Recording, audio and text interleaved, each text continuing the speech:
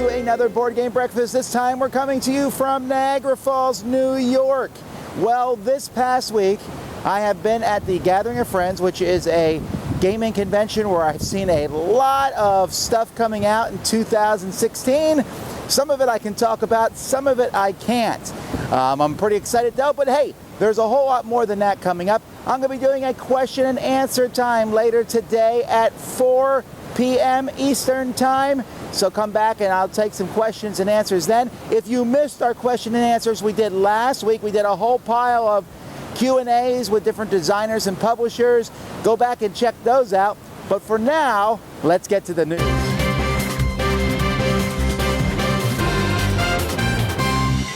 Okay, so what's in the news for the week? Well, the Origins Awards nominees were announced. Just as a information, I am on the committee for the board games. For board games, the 5 games were Champions of Midgard, La Granja, New York 1901, Orleans, and Star Wars Imperial Assault. Now you might be confused about the dates about when these things are released and such. They kind of go from November to November, so maybe some games you're like, well, that game came out of Essen. Well, it might not have made it into the awards categories for whatever reasons. And there's other things that go on besides that. For card games, we got Seven Wonders Duel, Ashes, The Grizzled, Medieval Academy, and Welcome to the Dungeon. For family games, we have Codenames, Co-Mix, Doodles, Fuse, and Me Want Cookies. So we'll see what happens. These awards will be announced at Origins. There's both basically a popularity award, the People's Choice, and then what the different people on the committees vote. Jim Henson's Labyrinth, they're making a board game of it. It looks nice, visually, but it doesn't look like it's going to be much of a game. It looks like it's going to be roll and move, but I might be wrong. A Dark Souls board game is coming. And I heard that the video game is very, very difficult, and this board game is also supposed to be extremely difficult. Tabletop Day is coming up at the end of April. Geek and Sundry has announced the promos that they're giving. I looked them over. There's some okay promos. If you like promos, maybe your local store will have them. And Pretzel Games has released more information on Junk Art. Their first game was Flick 'em Up. Junk Art is a dexterity game. I saw it in person this week at the Gathering of Friends, and it was really beautiful. Another box full of wooden components and stuff. Actually, it seems like most of the hot news this week is on Kickstarter, so let's go there with Suzanne.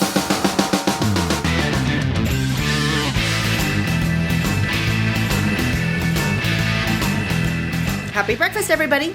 Indiegogo isn't its usual board game drag, but Kickstarter's in high gear, so let's take a look at what's happening in our crowdfunding world today. Cool Mini or Not is back with Rum and Bones Second Tide. As expected with Cool Mini, this sequel game is chock full of beautiful board components and snazzy minis. But Second Tide is actually a pretty big update to the rule system itself and includes some significant changes. For example, players will now alternate activation of their characters, which I think sounds like a great update that will improve game flow and make the game more engaging. Even more interesting to me is the new leveling system that allows players to use coins that they collect to purchase upgrades for their characters. And don't worry, owners of the original Rum and Bones, Cool Mini has made an upgrade kit available for $15 that will allow you to play with the new rule set. Second Tide is available for a pledge of $100 plus shipping, but you can also add on the original Rum and Bones if you want to. From another big board game mini maker, Soda Pop Miniatures, comes Rail Raiders Infinite, a sci-fi western-themed train heist game. So I guess if you took Firefly, set it in a chibi universe, and then combined it with Colt Express? In Rail Raiders, or Ray Ray as a friend has dubbed it, players are competing to get the most loot off of a train while fighting off the Lawbots. Battles are solved with dice rolls, but instead of hit and defense values, players form poker hands out of their rolls. Like Soda Pop's previous games, Rail Raiders is full of beautiful, high-quality chibi-style minis. $50 plus shipping will get you the base game, but there are 2 optional expansions for $25 each that you can add on. An expansion for one of my favorite racing games, Thunder Alley, is being published by Nothing Now Games. The Thunder Alley Crew Chief expansion was designed by the Richard Lanius and includes 4 new types of cards, but the 2 most interesting ones to me are the Crew Chief cards that give each player their own identical deck of 12 cards that allows them to change the way the regular cards play out, and the track cards that add a lot of variety to the game by adding game-wide special conditions to the tracks. Now, this expansion is not being published by GMT Games, but it is approved by them, and it can be yours for a pledge of $15 plus shipping. Ave Roma is a heavier worker placement game about collecting wealth in ancient Rome. This is a fairly standard board game theme about collecting resources and goods and selling them and vying for influence and control over powerful senators. The twist that makes this interesting is that you don't own your own workers, but share a pool of workers with different values. Depending on the strength of the worker you use, you will get different benefits from the various locations, and some locations require workers of specific strengths. Then at the end of the round, players actually have to draft workers back to use in the next round. Ave Roma has a number of different pledge levels, but for €40 plus shipping, you can get the base game plus limited stretch goals. But there is a free pickup option in Essen if you are attending this spiel. And last but not least is Pyramid Arcade from Looney Labs on Kickstarter now, bringing us dozens of little plastic pyramids that'll play at least 22 different games. A lot of us are already familiar with Looney's award-winning pyramids, but now you can get a huge collection of them in a beautiful package that gives you a ton of variety, including not only the pyramids, but also game boards and cards as well. Now, one of the more popular pyramid games, Zendo, is not playable with this set, but don't worry, because Looney has announced that Zendo will be re-released in the future in fabulous style. A pledge of $77 will get you Pyramid Arcade that includes a special green set of pyramids. And if you're outside the US, still check it out because Looney has partnered with some people to ensure that you can also get free or low-cost shipping. All right, that's all I've got for you this week. I hope something caught your eye and have a great week.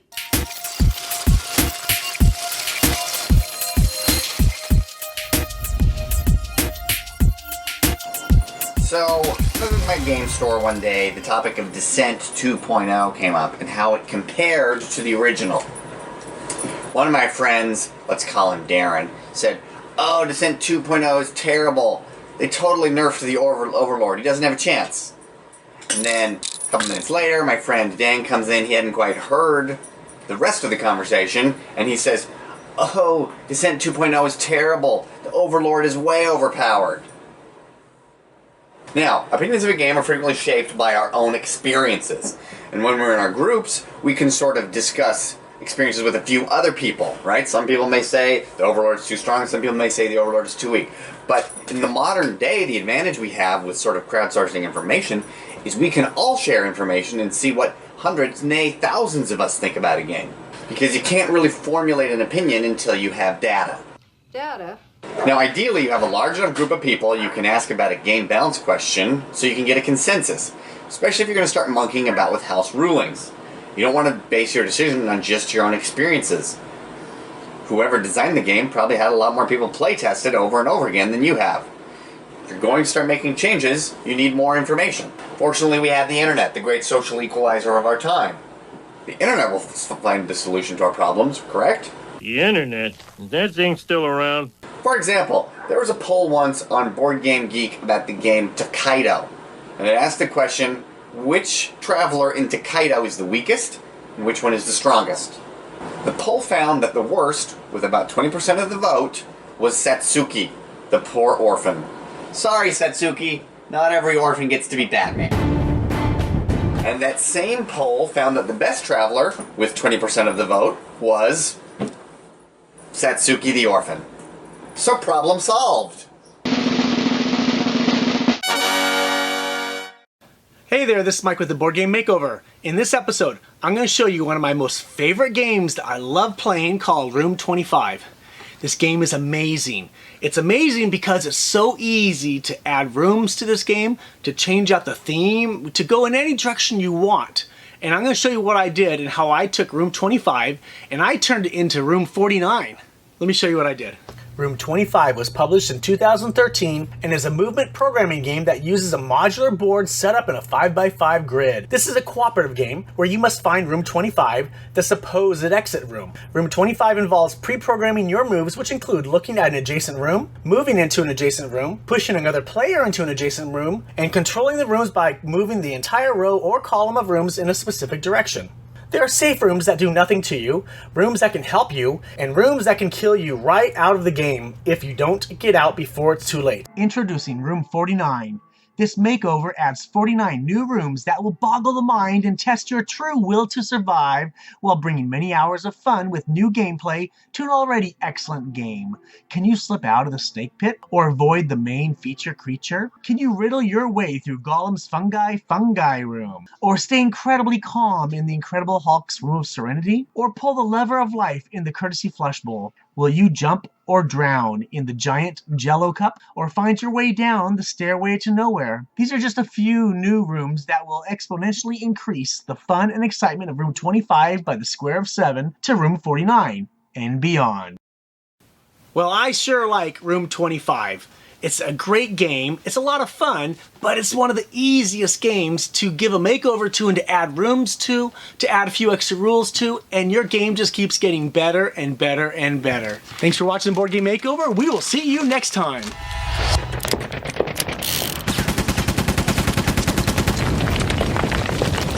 Hey folks, I'm Vasel here. Jason Levine.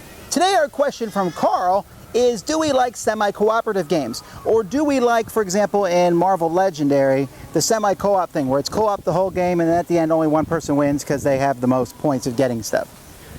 Me? No. Whenever there's semi-co-op where there's a winner out of all the team, I don't like that. I like games where we play Legendary a lot, but is that an official rule where you don't have to play with semi-co-op, or do we just not play with semi-co-op? Yeah, in the rule book it says you can play straight co-op, which I always do. Me too, because my feeling is if you're playing semi-co-op, then you always have the person who's like, well, me in most games, who's like, well, I'm not going to spend that thing because I want to get the most points, so why should I spend the thing to make our group win? I'd rather all go down in flames than make our group win. And personally, I think that takes away from the game because you're not working towards defeating the enemy. Also, I recommend not being like that. Yeah, but either I'm going to be the one who doesn't pay or you're going to be the one who doesn't pay, so why should I let you be the one who doesn't pay? This is why I don't like semi-co-op, for this exact reason. There's games like Archipelago, Legendary. Archipelago works okay in. No, I don't like it in that either. I don't like it in any of those games because Archipelago, you don't want to help towards the common good, because if you help more than someone else, then you're giving away more of your resources. And they say, well, the person in first place should be the one who helps, but the person in first place then ends up in third place because of it, and then the new person in first place should help. And why put in this mechanism that just theoretically balances out kingmaking when you don't even need kingmaking? It's a co-op game. You're playing against the co-op, or in the case of a game like Archipelago, you're playing against the co-op and the trader. Well, what do you think about games like Dead of Winter? Dead of Winter? Well, Dead of Winter is kind of, right, but it's kind of semi-co-op because you're working together. Then suddenly one guy's like, well, I wanted us to win, but I also wanted to keep all this food for myself. See, traders I don't mind. Traders is a different thing than semi-cooperative. Semi-cooperative where you all work together and then one person wins, I don't like. Games like Dead of Winter I really like. I don't mind, but everyone has a chance to win. Everyone can complete their goal and win. Obviously the trader guy is fighting against you, and the trader would win if you don't win, which I don't mind traders in games. But for pure semi-cooperative, another good one was Castaways. Remember that game, the good worker placement one? And Castaways is another one where whoever got the most legend points by writing in your legend. Oh, I hated the semi-co-op nature of that. Just play straight co-op. Exactly, and that's how I feel about semi-co-op games in general. Semi-co-op is a hard thing to design. It really is, because you can have someone just tank the game. So I would love a semi-co-op game that played straight. Hopefully someone will design one. Probably for me the best one is Dead of Winter, if you want to consider it that. Cutthroat Caverns is kind of semi-co-op. Those are okay for me, but they're really still more not co-op than not. Well, that's that. It looks like the monorail's here. Until next time, I'm Tom Vasel. Jason Levine. And you've been watching Board Game Breakfast. Hey, welcome to the 101. Last week's winner was Hero Quest in a landslide. I didn't think it'd be as much of a landslide, but it was pretty out of control. And we have a winner in the $10 gift certificate from Cool Stuff, and that is Stefan Geswick. And he wrote, Rob, Hero Quest is undoubtedly the game that secured my lifelong love of board gaming. My younger brother and I would basically sit by the window and wait for our older brother to come home, praying that he'd walk in the door and say, let's play Hero Quest. So it's Hero Quest. Hero Quest moves on to take on Arcadia Quest in the second round. So moving on to another matchup, let's see who we got. We've got Descent and all its expansions versus Dungeons & Dragons, all 4 collection games. Which one do you think is better? Which one do you like better? Do you like Descent and how it keeps on evolving through time? Or do you just like the simplicity of Dungeons & Dragons, where it gives you enough and enough quests to go on? I'm going to leave it up to you guys. Leave a comment and have a chance to win a $10 gift certificate, or email me at novaprime860@hotmail.com to give me your answers. I appreciate all you guys do and everybody that's answered so far, and this has been great. Next week we're going to try to speed it up, and we're going to do 2 so we can start getting into that second round and get this done, because we just don't want it to go all summer, do we? But we are having fun and we are enjoying doing this. So until next time, I'm Rob Orrin, and hope you guys have a great week. Bye now.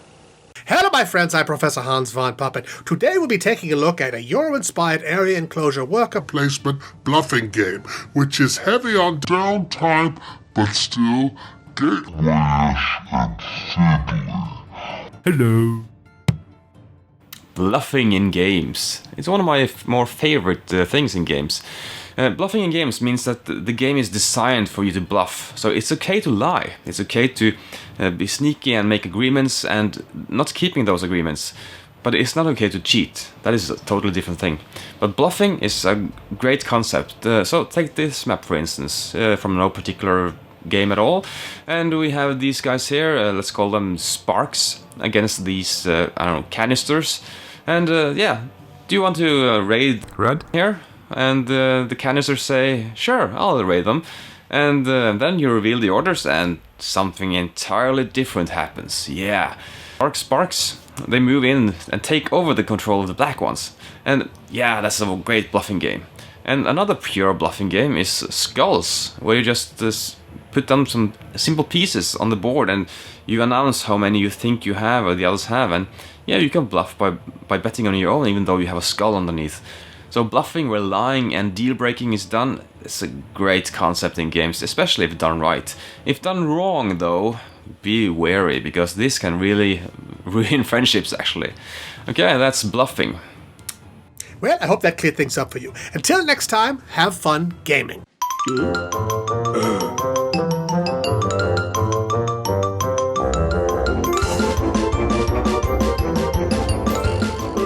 So what's coming out from the Dice Tower this week? Well, honestly, I don't really know all the reviews. I know that you will see reviews. Don't worry about that. Like I said, there'll be a Q&A later today, so I'll be taking that. And Board Game Blender will be coming out this week. We're going to be getting things into full gear. We got a lot of reviews coming out in April and May, and I have some, new games to show you guys. I'm pretty excited about some of these games that we're getting. It's just that right now I'm not sure what videos will be coming out this week, but there will be reviews from me and Z and Sam and all that, so keep an eye out for that. I will say that the Dice Tower, if you've never listened to our audio show, I recommend you listen to that and many other great podcasts. And again, you can find all this at dicetower.com. Hey, let's get back to the rest of the show.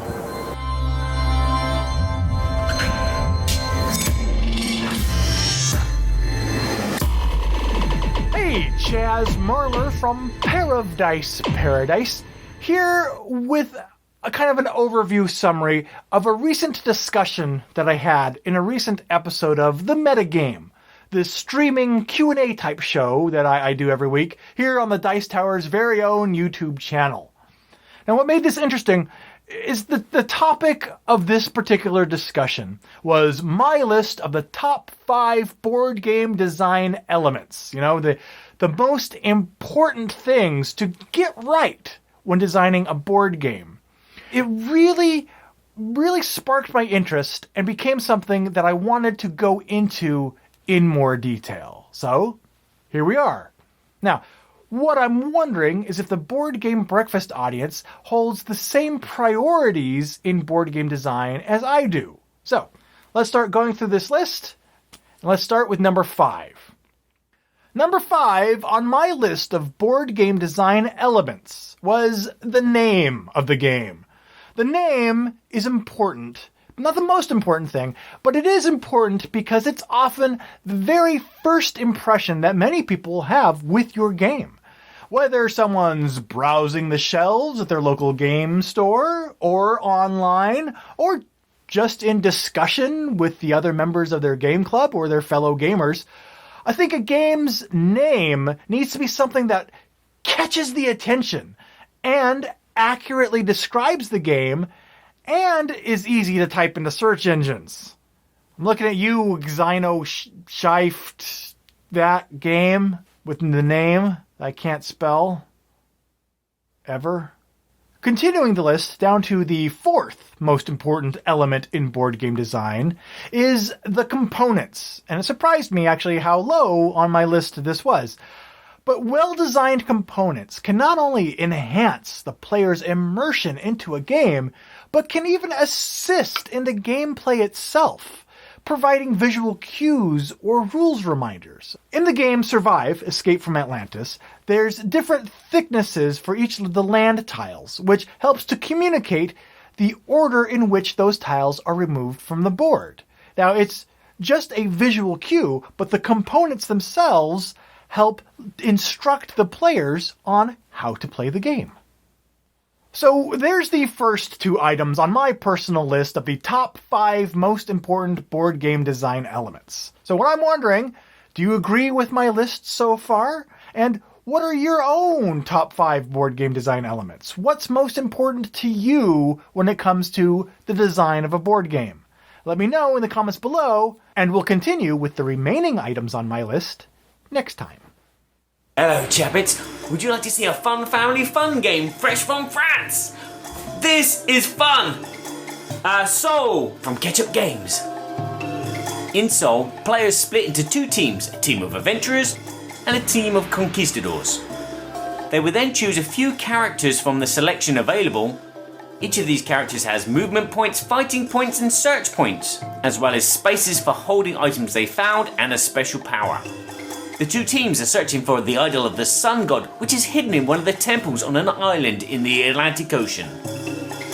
Players will disembark from their ship, move around the island, climbing up vast forests and mountain ranges, and searching for clues to where the idol could be hidden. At the same time, they will be fighting off the other team. They will eventually find clues which will allow them to play a card. These cards dictate whether the temple is a square or round, yellow or green, or has 4 stairs or 1 set of stairs. Once all the clues have been found, this will dictate which of the temples the idol of the sun god is hidden in. After that, it's a race to retrieve it and get it back aboard your ship. The team that manages to do this successfully is the winner. The game is a light to medium weight family style game. It can play from 2 to 8 players, and games last no longer than an hour. So, look out for Soul when it washes up on your desert island sometime this year. But when would that be exactly? Je ne sais pas.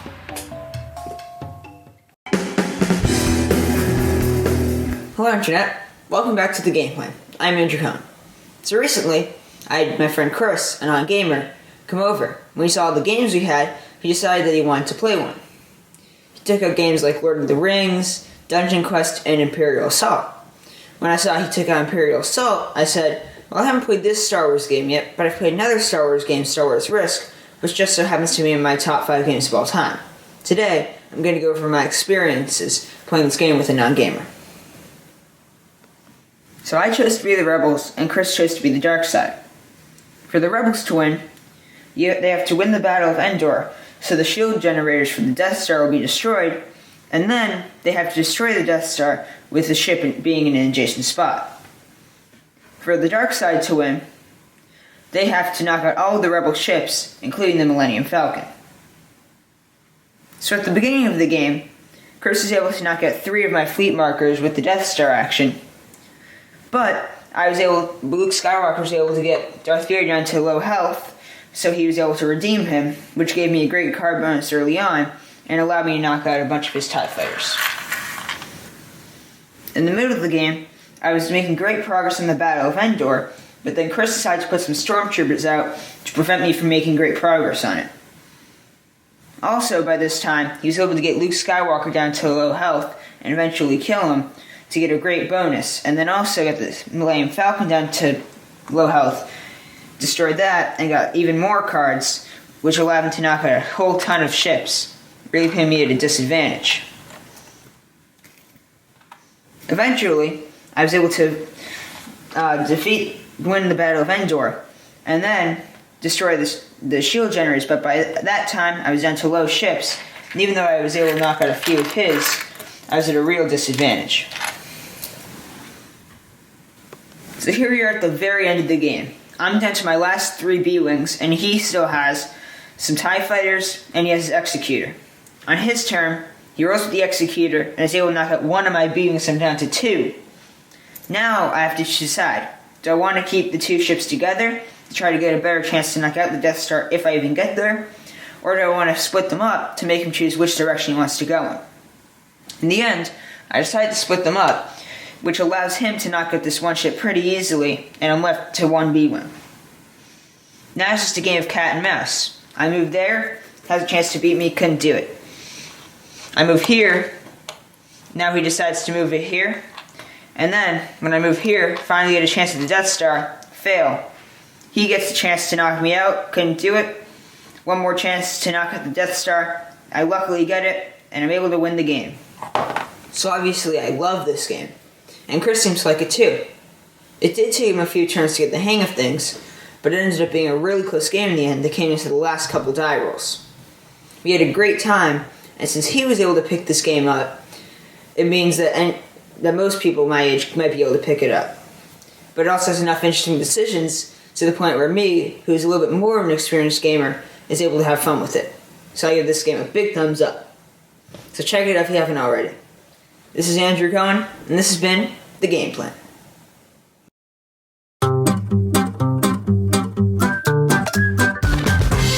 Hey folks, Tom here, and I'm just thinking about gaming in general. On the internet, there's been a lot of people talking about women and gaming, and it's essentially women not being happy in groups of gaming. And I have to think along the lines of, what can I do, right? Because it's easy to get outraged over such things. It's easy to yell about things and have arguments on the internet. But when it comes down to it, what can I do? Now, I'm the father, if you don't know, of 7 children. My 7th is a son, but the first 6 are girls. And so I want my girls to be involved in gaming.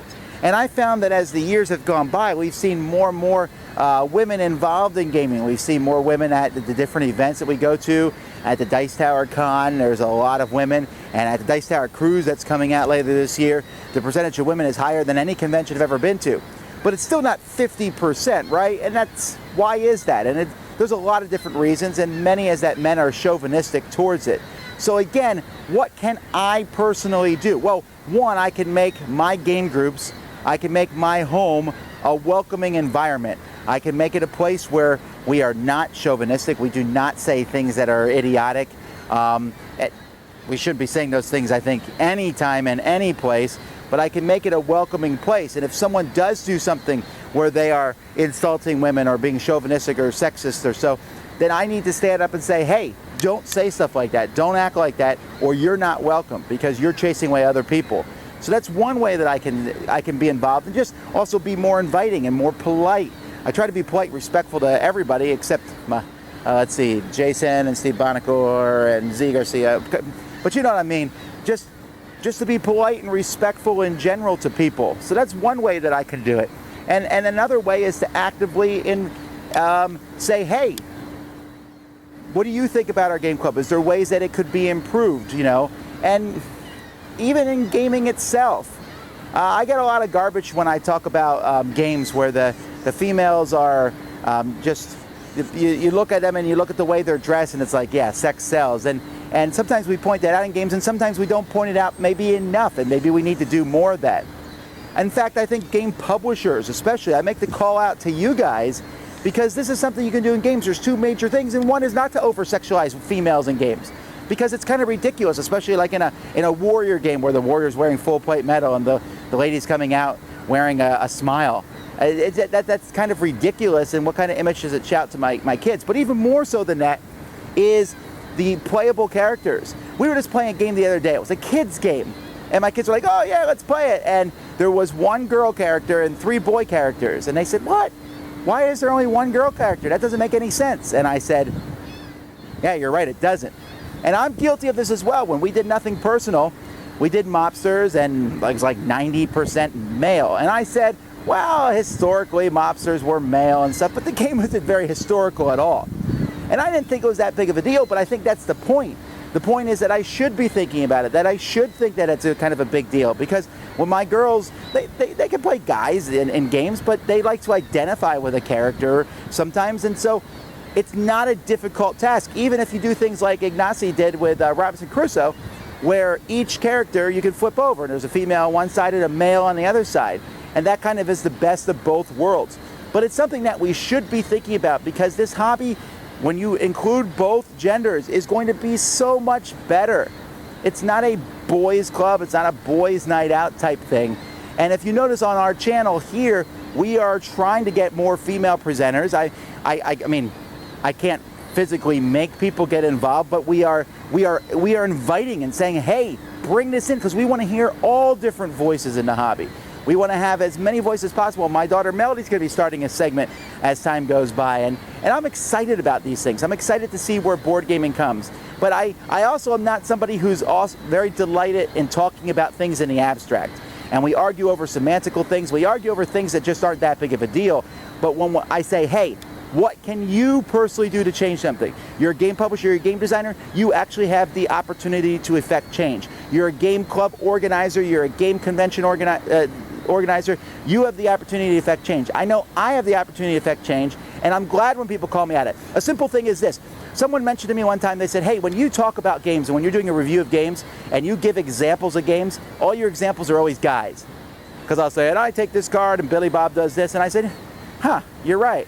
So I've actively, if you watch my recent reviews, when I talk about examples of games, I will try to at least half the time use female examples, because that's the way it should be. And I shouldn't have to actually think about it. It should come natural, but it is something that I'm working towards.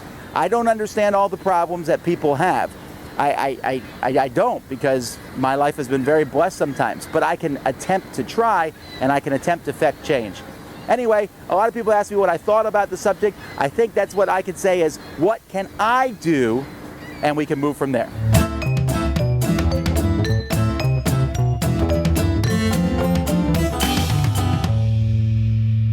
Hi guys, I am Dave Luza and this is Playing the News. I love it when people follow their dreams and start a company from the ground up. Like here in Amsterdam, where a new board game store just popped up. I wish Steph and Joyce the best of luck with their store and hope they're very successful and prosperous. But what do you do when you have a successful company? Fly to Panama and create an offshore business entity to hide your money from public scrutiny? It's not illegal, and according to the Panama Papers, loads of wealthy individuals, including public officials, have one or more of those shell companies. This week I'm trying to get away from it all and go back to a time where things were more straightforward. This week I'm playing Stone Age. In Stone Age, every player starts out with a tribe with 5 workers, and the certainty these workers want to be fed at the end of each round. Give a worker berries and leaves and he'll eat for 1 day, but give him a grain and a field and he will have food until the end of the game. You can send 2 workers to a hut and have them work on a higher population, or have them create some tools so you can gather other supplies easier. Wood, clay, stone, or gold. And once you have that, you can trade with passing boats. Or maybe buy yourself a valuable hut. At the end of the game, you count up the points and see who led his tribe to victory. Stone Age is a great way to introduce people into gaming. It's easy and it's fun. Stone Age. Hey everybody, Steve here with another AFR 2-minute drill. So a couple of exciting baseball items to talk about today on the drill. First up, one of my favorite games from last year, Bottom of the Ninth from Dice Hate Me Games, has a new expansion coming out, and it's on Kickstarter right now called Bottom of the Ninth Clubhouse. This expansion will include a new box to store all of your cards in, several new players, as well as a couple of new options for the game, including adding items to your players and a special shift trait on some of the cards. They've already unlocked the first stretch goal, and they're on their way to unlocking even more cards to be added to the set. So as I said, really excited about this. This is a game that I continue to bring to my table, and it's also something that I'm able to play with both of my young daughters, which is a great bonus. In other baseball news, there are now 2 player mats that you can pick up for Baseball Highlights 2045. There's both a single player mat and then a 2-player mat for when you're playing head-to-head. So whether you're playing solo or with one of your best friends, both of these mats will have you covered. Alright everybody, that's it for now. For all of your sports board game coverage, be sure to tune into the After Further Review channel every Tuesday evening for the news. And until then, my name is Steve. Get out there, have fun, play games, and I'll see you after further review.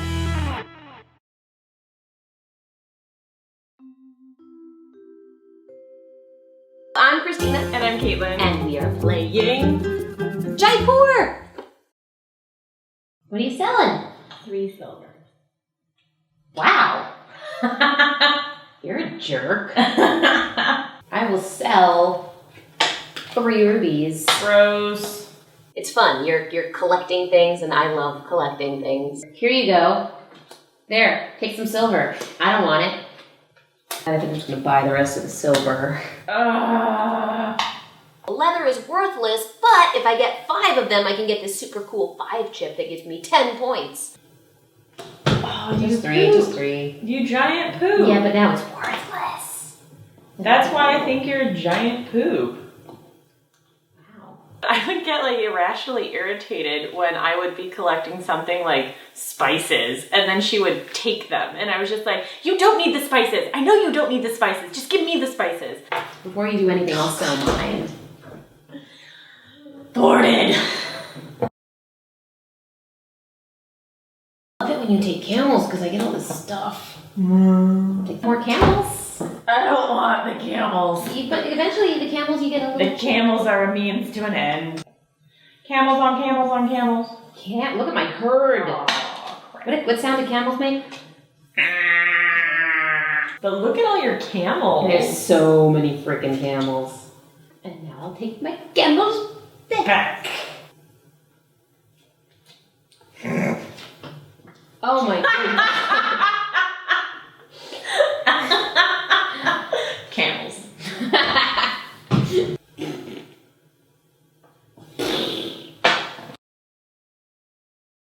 What I'm gonna do is take both of these. Oh, you're a jerk. You're a jerk.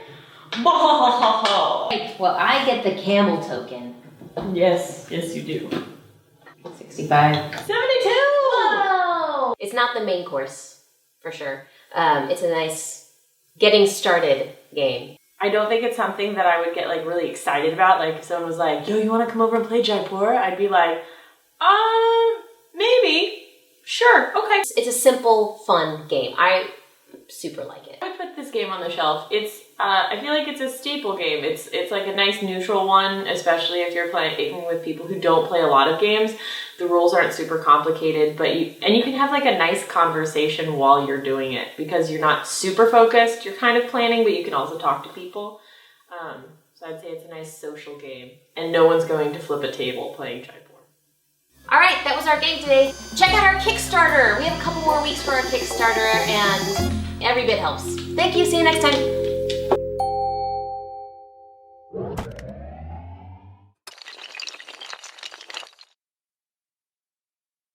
Hi, Suzanne here with this week's featured board game app. One of my favorite Uwe Rosenberg games, Glass Road, just released in app form for both iOS and Android.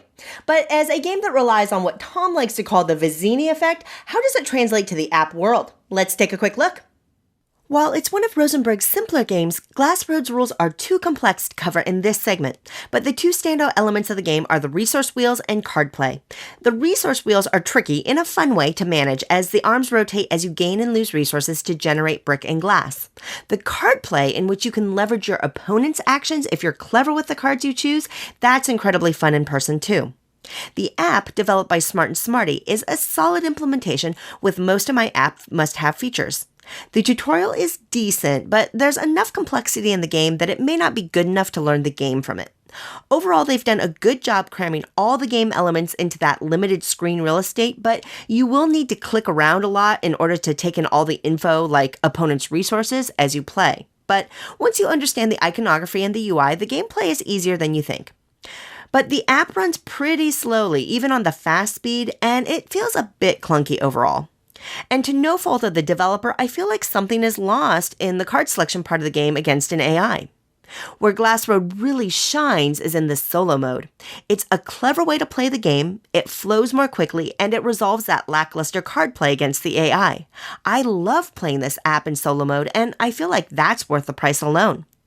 If you're new to Glassroad and willing to invest some time in learning the gameplay and interface, I think the app is rewarding. If you're already a fan of the game and will play the solo mode, then this is a no-brainer to pick up. Give it a try. Hey folks, thanks for joining me for another board game breakfast. This has been a good week.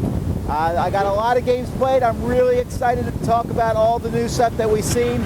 It's going to be a good year of gaming again. Don't forget to come back at 4 o'clock later today for the live Q&As. There's going to be lots of cool videos. Don't forget Board Game Blender coming out this Thursday. A big thanks from me to all the contributors. Thanks to America and Canada for letting me get this close to a dangerous waterfall. Anyway, until next time, I'm Tom Vasel. This has been the Dice Tower, and you're watching Board Game Breakfast. Thanks for watching Board Game Breakfast. Tune in each week for your daily dose of gaming goodness with Tom Vasel and all the gang. Until next time, I'm Eric Summerer, and you've been watching Board Game Breakfast, a Dice Tower production, sponsored by Cool Stuff Inc., an amazing place to buy board games. Cool stuff in stock at CoolStuffInc.com.